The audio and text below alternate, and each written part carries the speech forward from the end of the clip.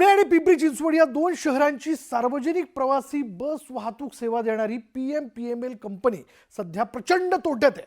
PMPचा तोटा जो आहे तो आता 706 कोटींवर जाऊन पोहोचलेला आहे. त्यामुळे PMPला गाळातून बाहेर काढायचं असेल तर तिकीट दरवाढीशिवाय पर्याय नाही असं अधिकारी मत व्यक्त करत आहेत. PMP प्रवासी संघाने मात्र भाडेवाढीला तीव्र विरोध दर्शवलाय. मात्र PMPच्या या दयनीय अवस्थेला नेमकं जबाबदार कोण आहे असा प्रश्न आता उपस्थित होतोय.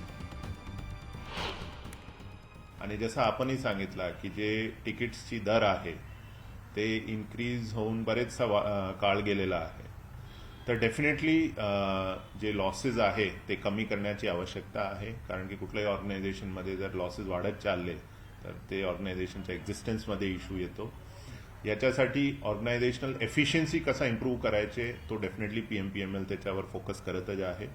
याच्याशिवाय दुसरे जे उपाय आहे की काही तिकीट प्राइसेसमध्ये इन्क्रीज करू शकते का, तर त्याची स्टडी चालू आहे.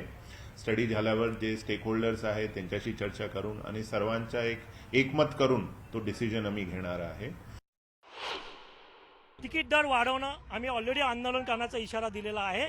कारण यांना जो संचित तोटा आहे तो तोटा कायमस्वरूपी भरून द्यायची व्यवस्था लीगल असताना यांना कोणताही अधिकार नाही. हे आमदार खासदारांचं काम आहे. त्यांनी त्या प्रकारे लक्ष घालून नागरिकांच्या हितासाठी कुठलीही भाडीवाढ केली तर आम्ही त्याला विरोध करणार. यापूर्वी केलेला आहे आणि करत राहणार. कारण तोटा वाढतोय त्याच्यावर PMPL प्रशासन काम करत नाही. त्यांच्या ज्या जागा आहेत त्यातून जे चांगलं उत्पन्न मिळायला पाहिजे त्यावर प्रशासनाने गेल्या कित्येक वर्षात काम केलं नाही आणि त्याला आमचे दादा मामा काका भाऊ सुद्धा जबाबदार तेवढेच आहेत.